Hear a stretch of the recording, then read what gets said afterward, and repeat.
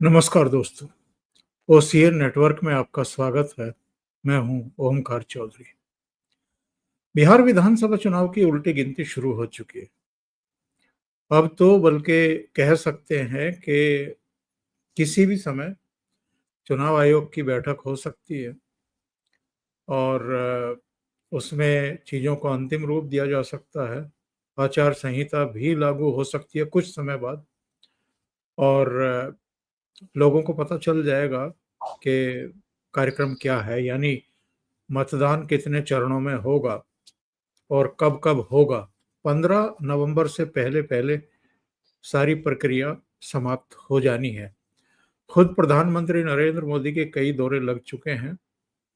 उन्होंने अलग-अलग जगहों पर जनसभाएँ की हैं और आप में से बहुत सारे लोगों को याद होगा, जब वो सऊदी अरब का दौरा छोड़ कर के बीच में ही आए थे और पहलगाम की घटना हुई थी, तो बिहार की धरती से ही उन्होंने पाकिस्तान को सबक सिखाने का ऐलान किया था और मिट्टी में मिलाने की बात कही थी और वो बाद में हुआ। होते हुए हमने आपने सबने देखा। आज बिहार के चौथे कमर्शियल एयरपोर्ट का श्री गणेश उन्होंने किया, राष्ट्र को समर्पित किया पूर्णिया में। और जब पूर्णिया की हम बात करते हैं तो फिर सीमांचल के पूरे क्षेत्र से एक तरीके से कनेक्टिविटी जो है वो हवाई मार्ग से हो जाती है, ये भी हमें ध्यान रखना चाहिए। बिहार के लिए वैसे तो जो पिछला बजट था उससे पहले ही करीब 58,000 करोड़ की घोषणा कर दी गई थी। बहुत सारे लोग हैं जो कहते रहते हैं कि विशेष पैकेज का क्या हुआ, जिसके बारे में नीतीश जी कहा करते थे। लेकिन ये सब विशेष पैकेज नहीं है तो क्या है? और 2013-14 में ही प्रधानमंत्री नरेंद्र मोदी ने कहा था कि जो हमारे भारत का पूर्वी छोर है, ऊपर से लेकर के नीचे तक, उसकी उपेक्षा हुई है और जो पश्चिमी छोर है, वो विकास की मुख्य धारा में शामिल रहा है और साधन संपन्न भी है। अगर पूर्वी राज्यों की तरफ ध्यान दे लिया जाए, उनका विकास कर लिया जाए, तो फिर भारत को विकसित राष्ट्र की पांत में खड़ा होने से कोई नहीं रोक सकता। और हम देख रहे हैं लगातार वो इस दिशा में प्रयासरत हैं। तो बिहार चुनाव पर ही आज चर्चा करेंगे और मेरे साथ जुड़ रहे हैं अ, युवा, आपके सुपरिचित युवा लेकिन अनुभवी और जानकार अनुपम के सिंह।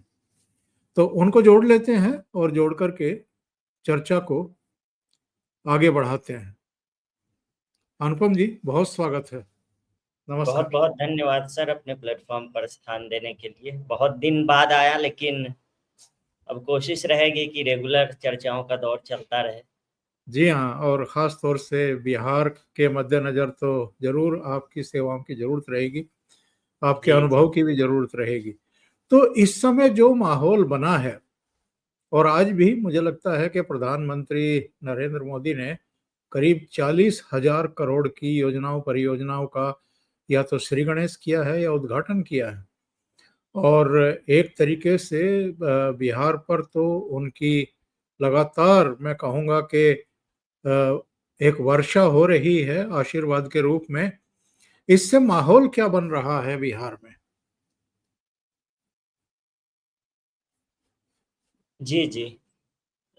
मेरा मतलब पिछले कुछ दिनों से मैं जो भाजपा की रणनीति देख रहा हूँ, या खास करके प्रधानमंत्री नरेंद्र मोदी की रणनीति देख रहा हूँ, पिछले कुछ दिनों से नहीं, वो जब से सत्ता में आए हैं तब से उनकी जो राजनीति रही है, वो एक तो विकास की, इंफ्रास्ट्रक्चर, और एक जन उत्थान की। ये दो ऐसी रेल की दो पटरियां हैं जिसके ऊपर मोदी सरकार की जो रेलगाड़ी है वो चल रही है एक तरीके से। और पिछले कुछ दिनों में इस कह लें कि प्रक्रिया में बहुत तेजी लाई गई है। जैसे आपने कहा है अभी कि ये चौथा कमर्शियल एयरपोर्ट जो है बिहार का वो होने वाला है, पूर्णिया जो है। और इससे आप मतलब सीमांचल आपने सही कहा कि पूरा कवर हो जाएगा, अररिया हो जाएगा, कटिहार हो जाएगा, किशनगंज, मुस्लिम बहुल इलाका है। लोग आरोप लगाते हैं कि भाजपा मुसलमानों के लिए क्या कर रही है, मुस्लिम क्षेत्रों में भाजपा को वोट नहीं मिलता है, इसीलिए वहां नजरअंदाज किया जाता है उन क्षेत्रों को। तो आप देखिए भाजपा सीमांचल के लिए पूर्णिया में एयरपोर्ट बना रही है, जिसका फायदा मुस्लिमों को मिलेगा। और किशनगंज ही नहीं बल्कि मधेपुरा, सहरसा, सुपौल, जो कोसी बेल्ट के भी जो इलाके हैं, जहां कह लें कि पप्पू यादव का प्रभाव काफी पहले से रहा है, तो उन इलाकों को भी इससे बहुत फायदा मिलेगा। इससे पहले गया में एयरपोर्ट है, दरभंगा में एयरपोर्ट है, और पटना में एयरपोर्ट तो एयरपोर्ट हमारा है ही है। अभी मंच से एक वीडियो भी आई है, मैं इस चर्चा में आने से पहले उस वीडियो को ही देख रहा था। उसमें पप्पू यादव और नरेंद्र मोदी के बीच संवाद हो रहा है, तो जिसमें प्रधानमंत्री ने संवाद किया पप्पू यादव के साथ, और उस दौरान ठहाके भी लग रहे हैं दोनों के बीच। ऐसे सोशल मीडिया पे हम देखते हैं तो काफी कटुता का माहौल रहता है, खास करके पप्पू यादव की तरफ से। वो जिस तरह के ट्वीट्स करते हैं, जिस तरह के पोस्ट डालते हैं प्रधानमंत्री को लेकर, बहुत आपत्तिजनक भाषा का भी इस्तेमाल करते हैं। लेकिन मैं मतलब हतप्रभ रह जाता हूं कभी कभी प्रधानमंत्री की रणनीति देखकर, या फिर जिस तरह से वो मतलब वो एक चुंबक की तरह है, जहां उस औरा में आकर विपक्षी नेता भी, जो जिनका व्यापार ही उनको गाली देने से चलता है, वो व्यापार धन का हो, वो व्यापार वोटों का हो, वो व्यापार पब्लिसिटी का हो, ऐसे नेता भी उनके करीब आकर उनका सम्मान किए बिना नहीं रह पाते हैं और ठहाके लगाने लगते हैं। तो एक तरीके से ये कह ले प्रधानमंत्री की औरा का ही कमाल है। नीतीश कुमार और ललन सिंह बैठे हुए बगल में दिख रहे थे, हालांकि वो पप्पू यादव और प्रधानमंत्री के संवाद से उतने उत्साहित दिख नहीं रहे हैं उस वीडियो में, आप देखेंगे तो। लेकिन फिर भी वो एक मंच पर माहौल उस तरीके का है। तो इसमें दो चीजें हैं। पहला तो चूंकि विकास परियोजनाओं वाली रैली थी वो, तो उसमें प्रधानमंत्री ने एक विपक्षी पार्टी के सांसद को भी नजरअंदाज नहीं किया, जो कुछ दिन पहले तक कांग्रेस का झंडा उठाकर राहुल गांधी और तेजस्वी यादव के साथ वोटर अधिकार यात्रा जो भी है वो निकाल रहा था, और जो इनके लिए आपत्तिजनक भाषाओं का इस्तेमाल करता है। अब आते हैं प्रधानमंत्री की विकासवादी जो राजनीति है उस पर। तो एक तो राष्ट्रीय मखाना बोर्ड जो है, अभी एक और वीडियो में देख रहा था जिसमें महिलाएं, जो मखाना की प्रोसेसिंग यूनिट्स बिहार में स्थापित हुए हैं, उसमें महिलाएं काम कर रही हैं। और वो महिलाएं कह रही, उसमें कई बुजुर्ग महिलाएं भी हैं, वो कह रही है कि हमारा समोसा खाने का दिल करता था, तो बेटे से मांगते थे पैसा कि इतने रुपए दे दो, समोसा खाने हैं, तो बेटा कहता था क्या अरे आज नहीं है, कल नहीं है। वो महिलाएं कह रही हैं कि बेटा तो अपनी पत्नी के लिए करेगा, अपने बच्चों के लिए करेगा ना, माँ के लिए कौन करेगा। लेकिन अब जो है सो कि हमें किसी से नहीं मांगना है, हम पैसे कमा रहे हैं यहाँ पर मखाना की प्रोसेसिंग यूनिट्स में काम करके, हमारा समोसा खाने का मन करेगा, शाम को हम जाके समोसा खा लेंगे। तो देखिए एक बुजुर्ग महिला इस तरह की बात कर रही है, भले ही हंसी आए या हास्यास्पद लगे कुछ लोगों को, लेकिन ये बहुत बड़ी बात है। एक आत्मनिर्भर सशक्तिकरण, भारत, बिल्कुल। जी जी जी, जो आत्मनिर्भर भारत है वो पंडित दीनदयाल उपाध्याय की जो अंत्योदय वाली, जो उनका संदेश था अंत्योदय वाला, तो आत्मनिर्भर भारत, वो जो निचले पायदान के लोग हैं वो आत्मनिर्भर होंगे तो वहीं से शुरू होगा। और वो महिलाओं, यही कारण है कि जहां भी प्रधानमंत्री की रैली होती है वहां हम बड़ी संख्या में महिलाओं को देखते हैं, और अग्रिम पंक्ति में महिलाओं को बैठे हुए देखते हैं, और उसमें भी पिछड़े दलित समाज की महिलाएं अधिक रहती है और वो कुर्सी पे बैठी रहती हैं।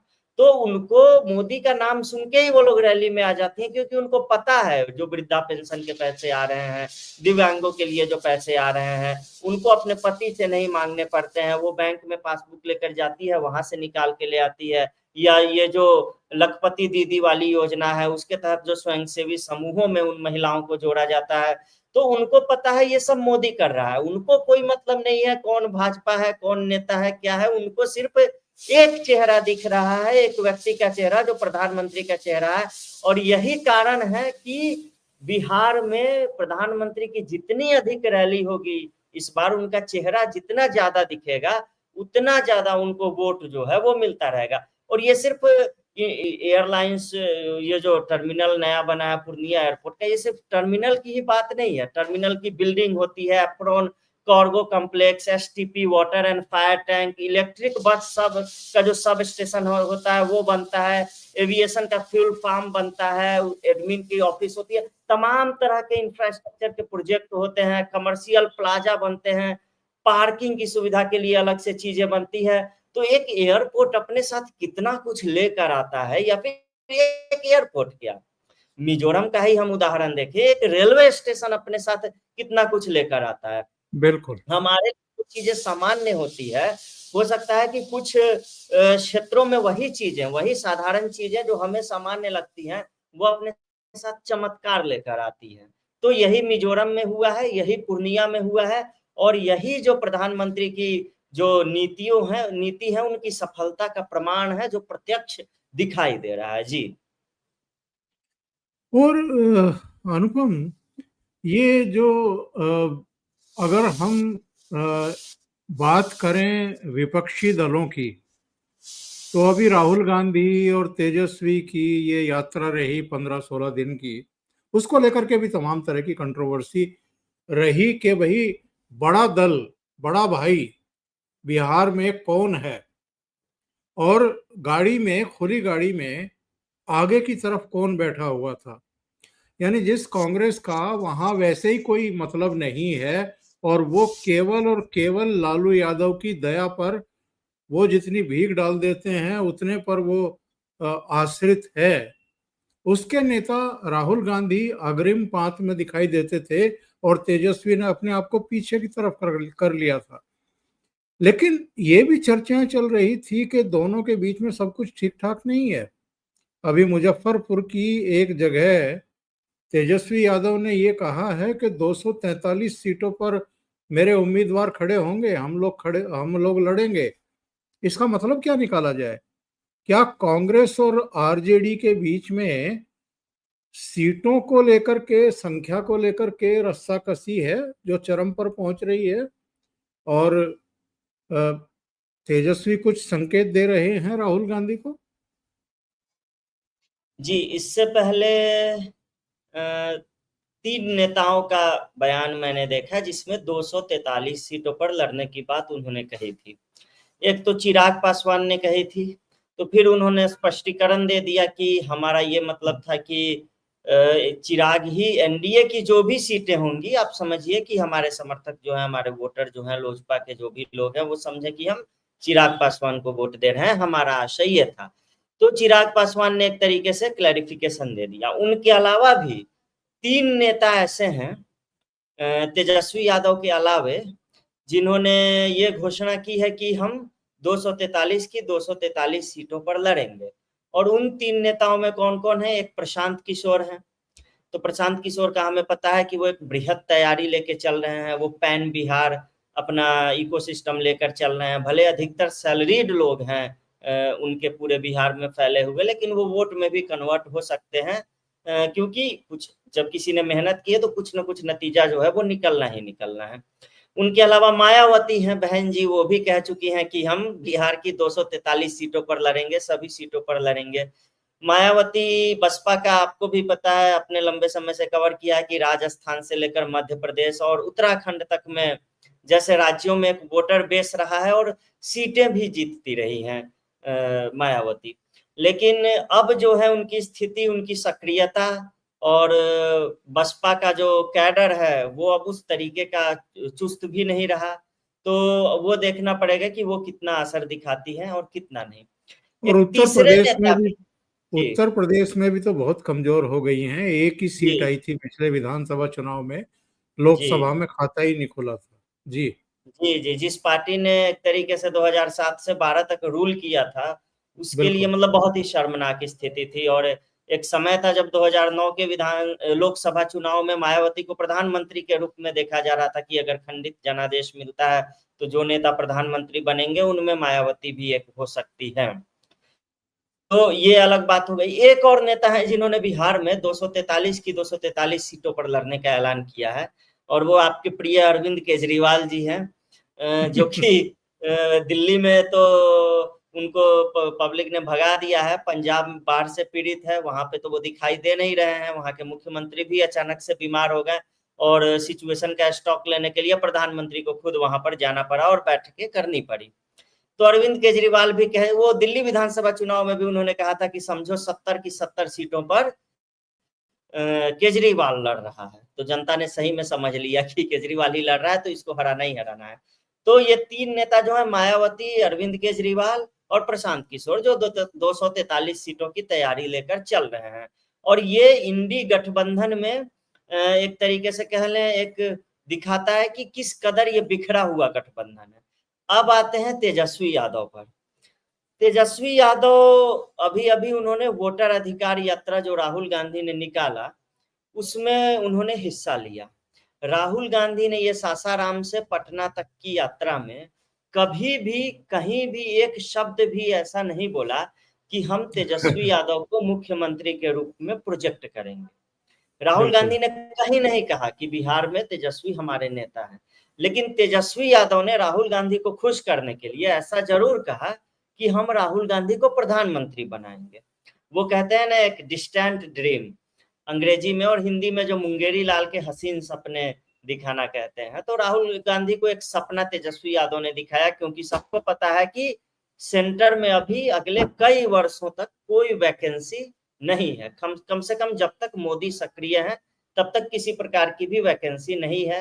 आपने पिछली बार जो जयपुर डायलॉग्स का कार्यक्रम हुआ था समिट में, वहां भी आपने ये बात कही थी कि कोई वैकेंसी ही नहीं है केंद्र में और अगले कई वर्षों तक नहीं है। बिल्कुल। तो तेजस्वी यादव की कोशिश ये है, आप देखिए कैसे जो भी नेता कांग्रेस के थोड़े ऊपर उठते हैं, लालू परिवार उनको गिराने में लग जाता है।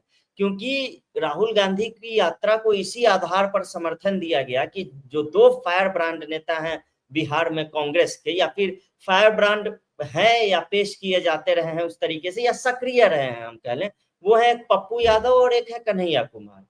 कम से कम मीडिया में, सोशल मीडिया में ये सुर्खियां बटोरते हैं।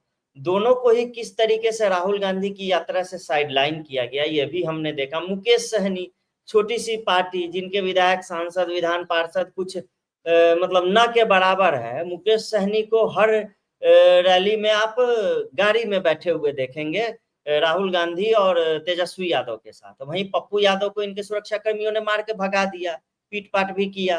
कन्हैया कुमार को भी सीढ़ियों से उतार दिया, भगा दिया, जबकि सबसे अधिक मेहनत यही लोग कर रहे थे। तो जब कन्हैया कुमार यात्रा निकाल रहे थे बिहार में, तो उसके बावजूद राहुल गांधी ने यात्रा निकाली, और राहुल गांधी यात्रा निकाल चुके हैं बिहार में, उसके बावजूद तेजस्वी यादव यात्रा निकाल रहे हैं बिहार में। ये क्या कहता है? यानी राहुल गांधी जो अपना प्रभाव यहाँ से छोड़ कर गए हैं, अब तेजस्वी यादव उसके ऊपर जाने की कोशिश कर रहे हैं, उसे ढकने की कोशिश में एक तरीके से लग गए हैं, क्योंकि कांग्रेस का कोई भी नेता तेजस्वी को मुख्यमंत्री पद का उम्मीदवार मानने के लिए तैयार नहीं है। और जबकि ये स्थिति है इंडी गठबंधन की, और जबकि ये लोग जाति कार्ड खेल रहे थे। अब सर मुझे क्या लग रहा है कि कांग्रेस के मंच से प्रधानमंत्री की मां को गाली दी गई, उसके बाद राजद के प्रवक्ताओं ने, राजद की जो महिला प्रवक्तागण है, जो मतलब गंवार प्रवक्तागण मैं कहूंगा, एक तो प्रियंका भारती, कंचना यादव और सारिका पासवान, इन्होंने हर चैनल में घूम घूम के उस चीज को डिफेंड किया, प्रधानमंत्री की मां को जो गाली दी गई। उसके अलावा कांग्रेस ने फिर से उसको डिफेंड करते हुए वीडियो जारी कर दिया है, जिसमें प्रधानमंत्री और उनकी मां को दिखाया गया, जबकि उनकी जो दिवंगत माता जी हैं वो कभी राजनीति का हिस्सा नहीं रही हैं, सार्वजनिक जीवन का हिस्सा नहीं रही हैं। बेटा मुख्यमंत्री रहा, प्रधानमंत्री रहा, उन्होंने प्रधानमंत्री और मुख्यमंत्री निवास छोड़कर अपने छोटे से घर में रहना जो है वो उचित समझा। तो मुझे लगता है कांग्रेस जानबूझकर राजद को नुकसान पहुंचाने के लिए उसने सोच लिया है कि हम बदला राजद से ऐसे ही निकालते हैं। जानबूझकर प्रधानमंत्री की मां को वो लोग घसीट रहे हैं इस पूरी चुनावी प्रक्रिया में, क्योंकि उनको पता है कि इससे घाटा ही होना है बिहार में गठबंधन का, महागठबंधन का। और घाटा अधिकतर किसको होगा? तो कांग्रेस, राजद को होगा। तो कांग्रेस हो सकता है जानबूझ के इस तरह की थेथराई हम लोग कहते हैं बिहार में, पता हो कि कोई चीज गलत है फिर भी उसको बार बार करना, तो ये थेथराई में कांग्रेस जो है वो लग गई हो। क्योंकि इनको पता है पिछली बार ये 70 सीटों पर लड़े थे, 70 में से 19 सीटें इनको मिली थी, और इस बार इनको कांग्रेस पार्टी जो है वो 40 पे लगभग सिमटाने की कोशिश में है। क्योंकि पिछली बार जो विश्लेषण हुआ था राजद का कि हम हारे क्यों, तो उन्होंने विश्लेषण में ये पाया था कि हम कांग्रेस को अगर कम सीटें देते और कम से कम 30-40 सीटों पर भी उनमें से खुद राजद लड़ती तो शायद सरकार बनाने की स्थिति में राजद आ सकती थी या फिर उसके करीब आ सकती थी। इन्होंने पूरा दोष कांग्रेस पर जो है सो मढ़ दिया था। बिल्कुल। अब देखिए, अब तेजस्वी यादव की जो यात्रा अगली निकलने वाली है वो उन सीटों पर निकलने वाली है जिन्हें राहुल गांधी ने कवर नहीं किया था। तो और ये कह रहे हैं कि हम बिहार अधिकार यात्रा वहां निकालेंगे जहां पे राहुल गांधी ने मतलब सभाएं नहीं की, जो इलाके छूट गए हैं। लेकिन असली बात तो ये है कि राहुल गांधी यहाँ पर जो पब्लिसिटी क्रिएट करके गए हैं अपने लिए, उसको काउंटर करने के लिए तेजस्वी यादव ये वाली यात्रा जो है वो निकाल रहे हैं। और ये भी हमें ध्यान रखने की जरूरत है कि पिछली बार चिराग पासवान 135 सीटों पर लड़े थे, इस कारण जदयू को नुकसान हुआ था। इस बार चिराग पासवान एनडीए के भीतर लड़ रहे हैं।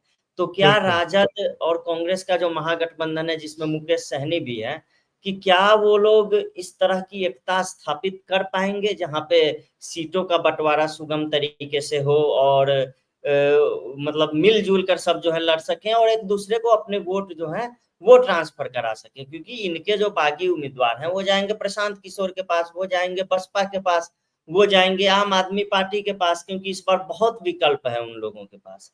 और वहीं तेजस्वी यादव ने जो 243 सीटों वाली बात कही है वो कांग्रेस पर दबाव बनाने के लिए ही कही है, इसमें कोई भी शक नहीं है। ये यात्रा भी देखिए कहाँ से निकाल रहे हैं, ये 16 दिसंबर को यहाँ से अभी दिसंबर में नहीं, अभी निकालने जा रहे हैं, शायद जहानाबाद से ये लोग जो है यात्रा निकालेंगे जो नई यात्रा है, और फिर वहां से उसको 20 सितंबर को 4-5 दिन बाद खत्म करेंगे। नालंदा, पटना, बेगूसराय, खगड़िया, मधेपुरा और सुपौल और समस्तीपुर तक ये लोग लेके जाएंगे। यानी नीतीश कुमार का जो व्यक्तिगत प्रभाव वाले इलाके हैं, उनका जो गृह जिला है नालंदा, वहां से ये लोग शुरू कर रहे हैं। और ये भी देखिए कि बिहार में विकास की कुछ तस्वीरें और कुछ वीडियो सोशल मीडिया पे काफी वायरल हो रहे हैं, जिसमें एक तो हॉकी स्टेडियम राजगीर का, एक तो नालंदा विश्वविद्यालय, एक तो वो जो ग्लास का पूरा वो व्यूइंग वो सी पॉइंट बना हुआ है राजगीर में वो वाला। ये सारी चीजें जितनी भी वायरल हो रही हैं ये नीतीश कुमार के गृह जिले नालंदा और उसके आसपास के इलाकों की है। तो वहां विकास सही में हुआ है और वो दिखाई भी देता है। तो वहां जैसे तेजस्वी यादव भले ही यात्रा कितनी भी निकाल लें, लेकिन उसका बहुत ज्यादा प्रभाव वैसे भी उन्हें भी पता है कि पड़ने वाला नहीं है। बाकी बेगूसराय वाला एरिया ले ले, गिरिराज सिंह भी एक हिंदुओं को एकजुट करने के लिए यात्रा पर निकल रहे हैं। हालांकि उसी यात्रा से थोड़ी सी जदयू भी असहज दिख रही है, लेकिन फिर भी एनडीए में उसका कोई प्रभाव पड़ना नहीं है, क्योंकि आज भी नीतीश कुमार ने इस संकल्प को दोहराया है कि अब वो पाला नहीं बदलने वाले हैं, और प्रधानमंत्री के सामने उन्होंने ये बात जो है वो कही है। अब तेजस्वी बार यादव बार का कही है। प्लान, जी जी, तेजस्वी यादव का प्लान है कि हर विधानसभा में एक हम जन संवाद जो है वो आयोजित करेंगे। और उनकी ये भी कोशिश है कि ये विधानसभा चुनाव के लिए आपने जो कहा आचार संहिता लागू हो या तारीखों का ऐलान हो, उससे पहले जो है ये जो यात्रा है इसको निकाल लिया जाए और इसको संपन्न कर दिया जाए। इसका कारण एक ही है कि महफिल राहुल गांधी जो लूट के चले गए हैं और तेजस्वी यादव उनको बड़ा भाई जो कहते रह गए हैं, अब उसको कैसे काउंटर करें। मेन वही है, राहुल गांधी सारा फुटेज खा गए हैं, सारी कोशिश उनको काउंटर करने के लिए है। क्योंकि कांग्रेस के नेताओं को तो इन्होंने नेपथ्य में धकेल दिया, पप्पू यादव या कन्हैया कुमार जो भी फुटेज खा रहे थे। लेकिन राहुल गांधी को तो पब्लिसिटी मिल गई, कम से कम अपने बेहुदे या बेतुके बयानों के कारण ही सही, वो चर्चा में तो कम से कम बने रहे। तो वो जो स्पेस है मीडिया और सोशल मीडिया स्पेस, उसको भरने के लिए तेजस्वी यादव नई यात्रा पर निकल रहे हैं। जी, आपको ऐसा नहीं लगता कि राहुल गांधी ने सारा गुड़ गोबर कर दिया है आकर के? मैं प्रधानमंत्री नरेंद्र मोदी के भाषण को देख रहा था। इन्होंने एसआईआर पे विपक्ष को घेरा, राजद को भी आड़े हाथों लिया, कांग्रेस को भी लिया, जंगल राज की याद दिलाई, परिवारवाद पर निशाना साधा और लगे हाथ ये भी कह दिया कि 22 सितंबर से जीएसटी जो है वो एकदम कम हो जाएगी और लोगों को बहुत फायदा मिलने जा रहा है त्योहारों के सीजन से ठीक पहले। इन्होंने ये भी कहा कि आरजेडी और कांग्रेस के कुशासन से ये पूरा सीमांचल जो है ये पिछड़ गया है। यानी प्रधानमंत्री जो है वो स्थानीय मुद्दों पर फोकस करना नहीं भूलते हैं, जंगल राज याद दिलाना नहीं भूलते हैं, लेकिन राहुल गांधी ने आकर के सारे नेशनल इश्यूज उठाए हैं। प्रधानमंत्री नरेंद्र मोदी पर अटैक किया है, उनकी मां को गाली उनके मंच से दी गई। इससे आरजेडी का जो एक लाभ मिलने की एक गुंजाइश हो सकती थी स्थानीय मुद्दों को उठा करके। मैं एक और उदाहरण देता हूं। अभी 3 महीने पहले अचानक बहुत सारी खबरें आनी शुरू हुई थी। पटना में भी एक अस्पताल में गैंगवार हुई थी। गैंगवार क्या हुई थी, एक तरफाई एक गैंगस्टर की हत्या कर दी गई थी, एक व्यवसायी की गांधी मैदान के पास हत्या कर दी गई थी। बिहार के अलग अलग हिस्सों में भी हुआ था ये। तो उनका जंगल राज बनाम नीतीश भाजपा का जंगल राज करके ये लोग आगे बढ़ सकते थे, शायद उसका कुछ माइलेज इनको मिलता। लेकिन राहुल गांधी ने तो एकदम स्थानीय मुद्दों को पूरी तरह से नेग्लेक्ट कर दिया और राष्ट्रीय मुद्दों को उठा करके एक तरीके से आरजेडी को और नुकसान पहुंचाया है। जी, जी। ये राहुल गांधी पे तो मैं आऊँगा, उन्होंने जिस तरह की मूर्खता की है, या कह लें कि खुद के पाँव में तो छोड़ दीजिए, तेजस्वी यादव और आरजेडी के पाँव में भी कुल्हाड़ी मार के राहुल गांधी जिस तरीके से गए हैं बिहार से, उस पर तो मैं आऊँगा ही आऊँगा। लेकिन उसके अलावा देखें, आपने ये सही एकदम नोटिस किया कि प्रधानमंत्री नरेंद्र मोदी जहाँ भी जाते हैं, स्थानीय मुद्दों को लेकर मतलब उनकी डिटेलिंग, उनकी रिसर्च, उनका अध्ययन, और फिर वो एकदम स्थानीय हो जाते हैं एक तरीके से। वहाँ के लोगों को लगता है कि अरे ये तो यहीं के हैं, यहाँ के चीनी मिल की बात कर रहे हैं, यहाँ के प्रोजेक्ट्स की बात कर रहे हैं। कोई पुल बन जाता है छोटा-सा, वो किन 2 इलाकों को जोड़ेगा और उनसे क्या फ़ायदा होगा, पीएम को ये भी पता होता है। जैसे अभी उदाहरण के लिए ताज़ा पूर्णिया रैली ही आप ले लीजिए। अभी जो केवल एक ही परियोजना का उद्घाटन नहीं हुआ है, केवल पूर्णिया को ही एयरपोर्ट नहीं मिला है। भागलपुर में भी 25,000 करोड़ रुपए का उन्होंने ये थर्मल पावर प्लांट प्रोजेक्ट का गिफ्ट दिया है, और ये बिहार का प्राइवेट सेक्टर का अब तक का सबसे बड़ा निवेश होने वाला है। जो लोग कहते हैं ना कि बिहार में अब तक उद्योग धंधे नहीं आए, तो लीजिए अब आ रहा है, और वो गंगा के इस पार नहीं, गंगा के उस पार आ रहा है, भागलपुर में आ रहा है, और वो थर्मल पावर प्रोजेक्ट के रूप में आ रहा है। और वो और पीरपैंती में उसको स्थापित किया जा रहा है, जो कि ग्रामीण इलाका में है। यानी बिहार के ग्रामीण इलाके से प्रधानमंत्री ने ऊर्जा क्रांति की पटकथा लिख दी है, आप इतना समझ लीजिए।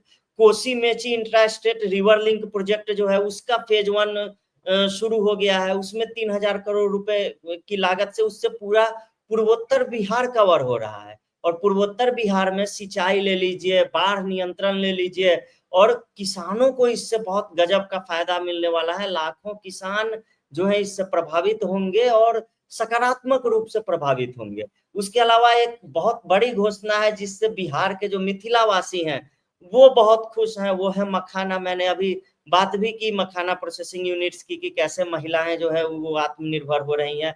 तो ये राष्ट्रीय मखाना बोर्ड जो है, वो उससे कितना लाभ मिलेगा ये भी देखने लायक होगा। क्योंकि बिहार में जो एक तरीके से कह लें भारत का, विश्व का 90% मखाना का उत्पादन जो है वो बिहार में होता है। तो अब वो मखाना का मूल्य जो है वो किसानों को उचित मिले, उनका रख-रखाव ठीक हो, उनकी प्रोसेसिंग ठीक हो, उनको बाज़ार मिले, उनका आवागमन के लिए जो सुविधा है वो अच्छी हो, और मखाना किसानों को और व्यापारियों को इंफ्रास्ट्रक्चर मिले, तो किसानों की वैसे भी आय दोगुनी करना ये प्रधानमंत्री का सपना है। तो इसमें केवल धान गेहूँ के ही किसान नहीं आएँगे, मखाना के किसान जो हैं वो भी आएँगे, और जो लोग धान गेहूँ कर रहे हैं उनमें से भी कई प्रेरित होंगे कि हम जो है मखाना उपजाएं। और अगले कुछ वर्षों में आप देखिएगा बिहार से बाहर भी निकलेगा मखाना, और अन्य राज्यों में भी आपको मखाना की खेती होती हुई दिखेगी। बाकी पूर्णिया बिल्कुल। एयरपोर्ट वाले प्रोजेक्ट पर तो हमने चर्चा कर ही ली है। और बिहार में क्या नहीं मिला है अभी इनके प्रधानमंत्री के दौरे में, रेल, सड़क, ऊर्जा, औद्योगिक विकास को ले लीजिए, मतलब कम्युनिटी इन्वेस्टमेंट फंड का वितरण 500 करोड़ रुपए का। उसके अलावा उन्होंने कई हजारों लोगों को आवास, प्रधानमंत्री आवास योजना के तहत जो घर मिली है, मिले हैं उन घर की चाबियां सौंपी है। तो इस कदर मिट्टी पे उतर के प्रधानमंत्री जो है वो काम कर रहे हैं। राहुल गांधी क्या काम कर रहे हैं? राहुल गांधी जाकर बोल रहे हैं कि 90 बनाम 10, जाके बोल रहे हैं कि ये भाजपा आपका ये 90% जनता को नजरअंदाज कर रही है, जातियों में बांट रही है, ये सारी चीजें, सवर्ण बनाम दलित, इस तरह की चीजें कर रहे हैं। बिहार में कहाँ से ये कार्ड चलेगा? और जिस बिहार में जहां दलित, जो सबसे पिछड़ा समाज है बिहार का, वो मुसहर समाज है, और मुसहर समाज के सबसे बड़े नेता जीतन राम मांझी हैं, वो भाजपा के साथ हैं। आपने कैसे सोच लिया कि दलित जो है वो आपके कहने में आ जाएगा? दलितों के सबसे बड़े नेता जो बिहार में रहे हैं वो रामविलास पासवान रहे हैं, और 2014 के बाद से दिवंगत होने तक, अपने निधन तक, वो भाजपा का हिस्सा रहे, भाजपा की तरफ से केंद्रीय मंत्री रहे। उनके बाद उनके बेटे जो हैं वो केंद्रीय मंत्री हैं, और चिराग पासवान भी भाजपा के साथ हैं, और 5-6% वोटर बेस लोजपा का फिक्स रहता है, और वो दलितों का ही वोटर बेस है, जो पासवान समाज, दुसाध समाज जिसको बिहार में बोलते हैं, यूपी में जिनको इक्विवेलेंट इनके पासी, इनका पासी समाज जो है, तो वो भाजपा के साथ है। भाजपा ने जिन लोगों को उप मुख्यमंत्री बनाया, सम्राट चौधरी को ले लीजिए, रेणु देवी को ले लीजिए, तारकिशोर प्रसाद को ले लीजिए, ये सारे लोग पिछड़ा समाज से आते हैं। नीतीश कुमार, ये राहुल गांधी ये भी भूल जाते हैं कि जिन नीतीश कुमार के नाम पर बिहार में चुनाव लड़ा जा रहा है, जिनके नेतृत्व में, जिनको मुख्यमंत्री बनाने के नाम पर, वो खुद एक ओबीसी चेहरा है, और राज्य का बिल्कुल। सबसे बड़ा ओबीसी चेहरा आज की तारीख में नीतीश कुमार है, लालू यादव से भी बड़े। लालू यादव तो एक जाति के सिर्फ वो कहलाते हैं, नीतीश कुमार को तो कई जातियों ने खुद मिलकर समर्थन किया प्रधानमंत्री नरेंद्र होने। मोदी, जी जी, खुद ओबीसी चेहरा है पीएम मोदी। बिल्कुल। प्रधानमंत्री नरेंद्र मोदी खुद ही एक ओबीसी चेहरा है। तो उस बिहार में आपको कहाँ से लगता है कि दलित और पिछड़ा कार्ड जो है आप चला ले जाइएगा? मतलब कोई चांस ही नहीं है, मतलब किसी भी तरीके का। तो राहुल गांधी अपने पांव पर कुल्हाड़ी मारकर, और साथ में तेजस्वी यादव के भी पांव पर कुल्हाड़ी मारकर वहां से, बिहार से निकले हैं। राजनीति ऐसे नहीं होती है। और पिछली बार तो कंटेनर की बातें हो रही थी, जो इनका कौन सी यात्रा हुई थी, जो पैन इंडिया यात्रा हुई थी, उसमें भारत जोड़ो यात्रा, तो उसमें तो कंटेनर की बातें हो रही थी। इस बार तो इनके साथ साथ कंटेनर हटा दिया इन्होंने, तो इस बार इनके साथ साथ वैनिटी वैन पूरी की पूरी चल रही थी, पूरी की पूरी बस चल रही थी, जिसमें इनका ऑफिस ऑफिस वगैरह सब कुछ था। तो ऐसे राजनीति थोड़े ना होती है। तो वही बात है, मतलब मटियामेट करके राहुल गांधी चीजों को चले गए हैं, और लेकिन मीडिया में स्पेस, और सोशल मीडिया में खाया तो है, और यही तेजस्वी की असुरक्षा का कारण, की भावना का कारण भी बन रहा है। जी ये जो एसआईआर, वोट चोरी, ये सब बिहार में जमीन पर कहीं कुछ, क्योंकि अभी बाबा रामदास से भी बात हो रही थी, वो जी जी कई जिलों में होकर के आए हैं।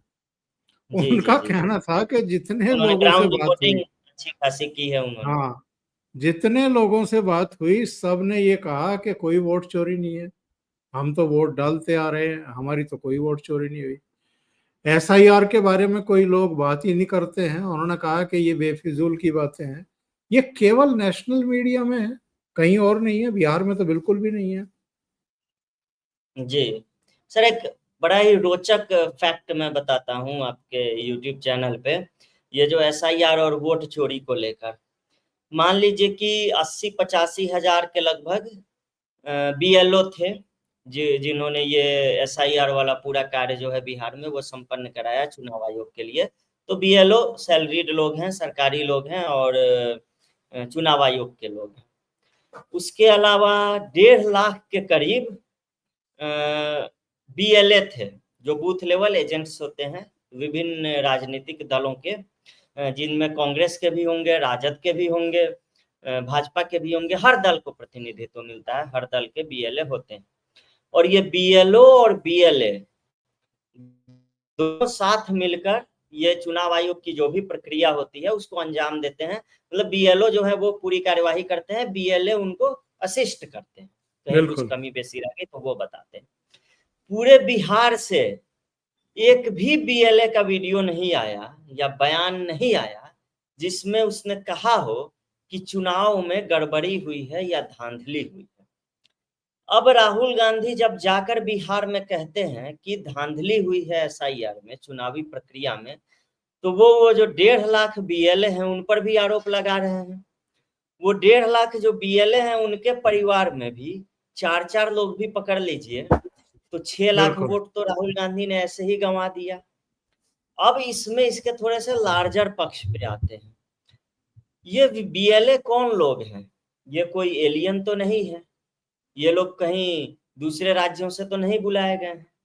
ये जो वोटर है बिहार का, जो हम आप जैसे लोग हैं, हमारे ही समाज के लोग हैं। और मैं देख रहा हूं कि मेरे ही समाज के 4 लोगों को कोई नेता आकर बदनाम करके चला जा रहा है, तो क्या मैं इस चीज को बर्दाश्त करूंगा? तो राहुल गांधी वहां पर गए, उन्होंने बीएलओ और बीएलओ कौन लोग होते हैं? उनमें अधिकतर टीचर होते हैं, आंगनबाड़ी की जो कार्यकर्ताएं होती है वो होती है। वो लोग कौन है? वो लोग भी एलियन नहीं है, वो लोग भी दूसरे राज्यों से नहीं आए हैं, वो भी स्थानीय गांवों के और समाज के लोग हैं। एक शिक्षक स्कूल का, एक आंगनबाड़ी की कार्यकर्ता, जिन लोगों की वहां के समाज में इज्जत होती है, समाज उनका वैल्यू करता है, उनके साथ उठती बैठते हैं वो लोग, उन लोगों को बदनाम किया जा रहा है और साथ में एजेंट्स को भी बदनाम किया जा रहा है जो उसी समाज के लोग हैं। और वही समाज आपको वोट कैसे दे देगा जिसको आपने बदनाम करने का पूरा उपक्रम, पूरा का पूरा अभियान चला रखा है?